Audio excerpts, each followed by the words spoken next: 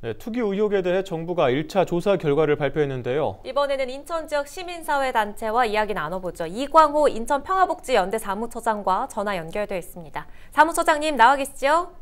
네, 안녕하십니까. 반갑습니다. 정부가 투기 의혹에 대한 1차 조사 결과를 발표했습니다. 시민사회단체 입장에서 이번 결과 발표에 대해서 어떻게 평가하는지 말씀해 주시죠. 진짜 정부 발표 보고 웃음밖에 안 나왔고요. 의혹이 된 게 13명의 의혹이 돼서 시작이 됐는데 정부가 합동 조사를 해가지고 발표한 게 밝혀낸 게 7명밖에 안 됐다는 게 과연 이게 실효성 있는 조사였는지 내 의문이 듭니다. 그리고 애초부터 본인 말고 주변인들 가족이나 직계 비존속까지 다 했어야 되는데 그러지 못한 거는 문제 있었다 보고요. 그런 걸로 인한 결과가 이렇게 나온 거 아닐까 이렇게 보여집니다. 네. 이제 인천 지역 공무원을 대상으로 한 조사도 진행될 계획입니다. 그런데 인천 시민사회단체에서는 이 조사 대상을 확대해야 한다고 주장하고 있죠?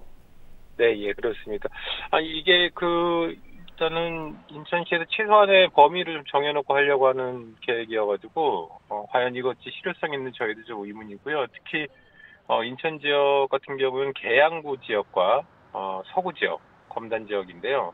그 두 개 지역과 관련된 조사가 반드시 좀 필요하다 이런 거고, 특히 이제 계양구나 서구에 관련된 정보들도 그 기초단체에서도 많이 알고 있었을 거라고 보여집니다. 특히 이제 시의원이나 구의원들, 지역 정치인들까지 다 포함해가지고 범위를 좀 확대하는 것이 실질적으로 이 투기 의혹을 말끔히 해소할 수 있는 방법이 아닐까 이렇게 생각됩니다.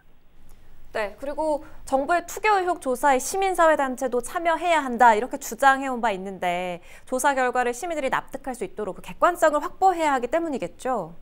네, 그렇습니다. 오늘 발표한 것도 고작 7명 밝혀내느라고 이렇게 떠들썩하게 했는지 모르겠는데 과연 이것이 제대로 조사됐는지에 대한 것부터 객관적으로 이제 검증할 수 있는 방법이 좀 필요하다라고 하는 겁니다. 특히 인천에서도 땅 투기 의혹 관련된 조사를 하면은 이제 감사실 중심으로 한다고 하는데 이 공무원이 공무원들한테 생선을 맡기는 꼴밖에 안 되기 때문에 전문가들이라든지 시민사회라든지 이렇게 객관적으로 들여다볼 수 있는 어떤 기구가 좀 필요하지 않을까 이렇게 제안을 했습니다. 네, 이번 투기 의혹을 두고 시민들의 분노가 큽니다. 앞으로 이 문제 어떻게 풀어가야 한다고 보십니까? 일단은 최대한 범위를 넓혀서 하는 것이 필요하다고 보는 거고요. 특히 이제 여야를 가리지 않고 국회에서도 국회의원 전수를 하자 이렇게 이제 얘기가 되는 것만큼 지역의 이렇게 의원들이라든지 지역 고위공직자들과 관련돼서 전수조사를 한번 하는 것이 필요하다고 보는 겁니다. 다시는 이런 땅 투기 문제로 국민들한테 큰 실망과 상처가 되지 않게끔 이번에 발본색원해서 공정을 다시 세울 수 있는 기회가 되었으면 좋겠습니다. 네, 알겠습니다. 지금까지 이광호 인천평화복지연대 사무처장과 정부의 부동산 투기 의혹 1차 조사 결과에 대해 이야기 나눠봤습니다. 처장님 말씀 고맙습니다.